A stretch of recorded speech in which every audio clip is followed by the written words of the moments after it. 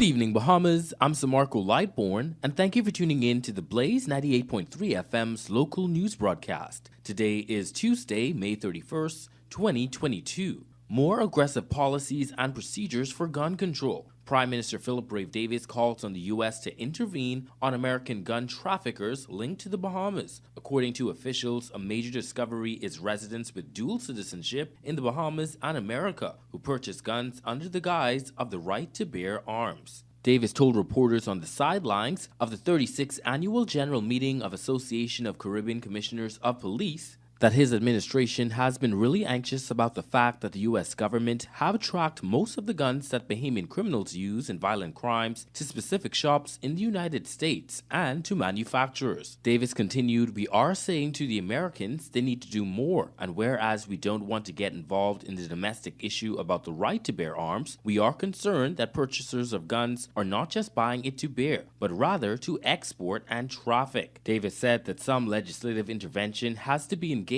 to make these persons responsible and accountable for the arms they purchase. Davis said he has spoken to several high-ranking U.S. authorities from Washington, noting that those officials have listened to the concerns and promised to look into them, including bringing interventions to see how they could address Bahamian concerns. Davis acknowledged that this is just not a national concern, but a regional one as well. In most instances, he said, the weapons purchasers in the United States are individuals with Bahamian roots. He offered this example. One Bahamian, for example, with American status, being able to buy 40 weapons in 2 or 3 gun shops over a period of 1 month, and within 10 days, one of those weapons have been found to be used here in the Bahamas.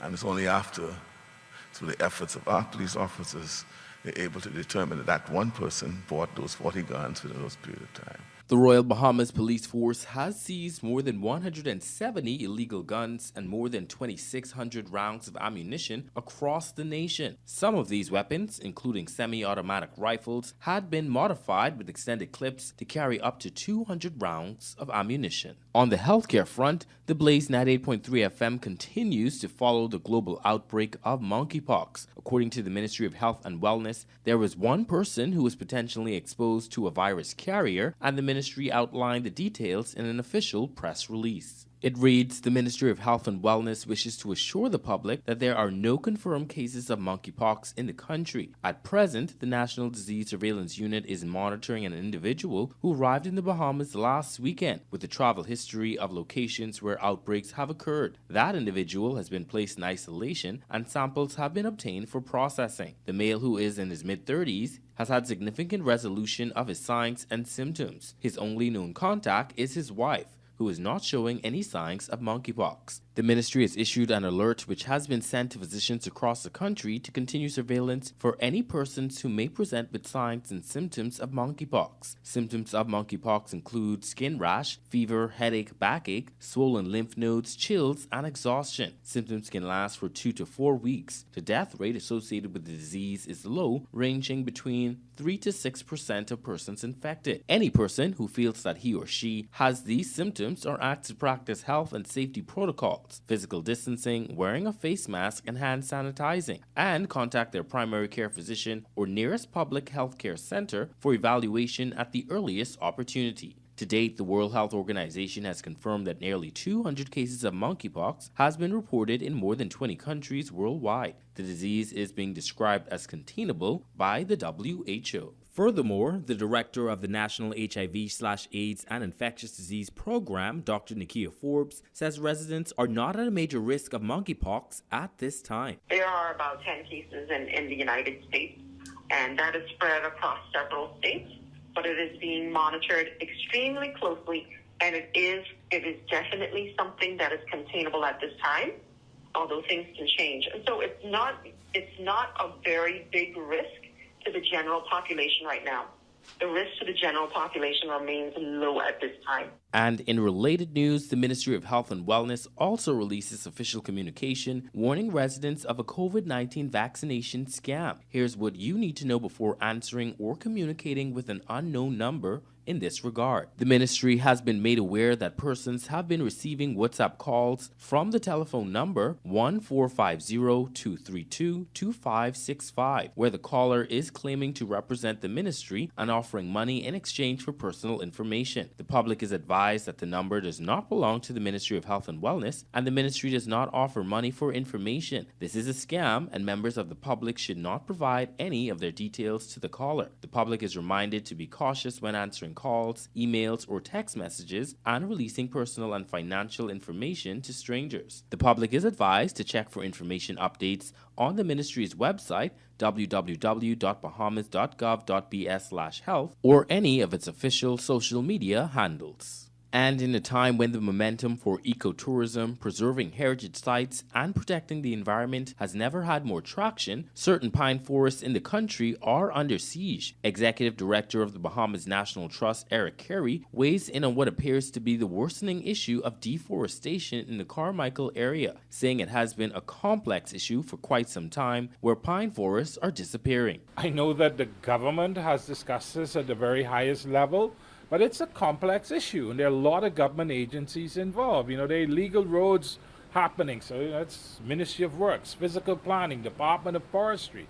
People say, well, why aren't these forest reserves? Well, they've been recommended to be forest reserves, but I don't think they've actually been declared by law. So because of how long that process has taken, there really isn't a legal arm for the Department of Forestry to act on. In a Bahamas whose leadership has been vocal about the importance of ecotourism, marine and wildlife preserves, and economic opportunity through a new bill being pushed to establish carbon credit regulation, deforestation is a troublesome sign for many residents. Deforestation is the clearing, destroying, or otherwise removal of trees through deliberate, natural, or accidental means. It can occur in any area densely populated by trees and other plant life. The loss of trees and other vegetation can cause climate change, soil erosion, fewer crops, flooding, increased greenhouse gases in the atmosphere, and a host of problems for local residents. Deforestation occurs for a number of reasons, including farming and logging for materials and development. In the modern era, it has arguably become an epidemic. In a scene just days ago of deforestation gone viral, Bahamian residents were joined by the leader of the Coalition of Independence, Lincoln Bain, who was on site of a pine forest that had been partially razed to the ground, which was allegedly a base of operation to create coal by immigrants. Carey addressed the dangers of deforestation as well as offered this solution on how to produce coal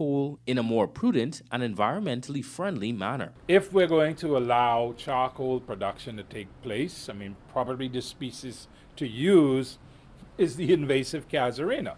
There are almost unlimited supplies of the invasive casuarina growing on every island in this country. So forests protect water resources. Trees produce oxygen, so they absorb carbon. Climate change and carbon sinks. Everybody and his brother talking about it. As this is a developing story, the Blaze 98.3 FM will continue to follow for more updates and provide you the information as it becomes available. Just ahead in our newscast, we take a look at the official COVID-19 update and a look at the weather forecast. We'll return after the break.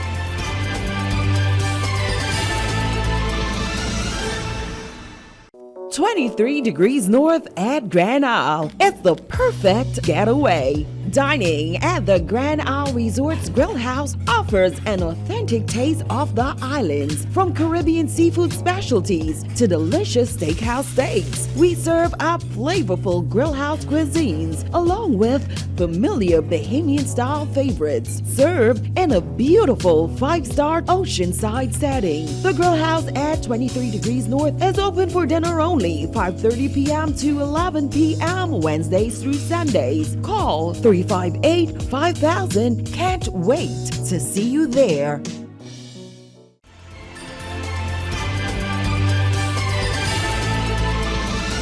Welcome back to your local newscast. I'm Samarco Lightborn. Thank you for joining us. Here's the latest on the COVID-19 front. The Bahamas Ministry of Health reported 41 COVID-19 cases on Sunday. 38 cases were reported for New Providence, 1 for Abaco, and 1 for Exuma. The overall total stands at 34,713 cases. There were 40 recoveries reported for the day. Total recoveries are 32,815. There are 810 deaths on record. There are 14 hospitalized cases. No patients are being treated in the intensive care unit, and all 14 cases are considered moderately ill. And now, providing you with a glimpse beyond your patio, here's our Gigi Percenti with your local weather forecast.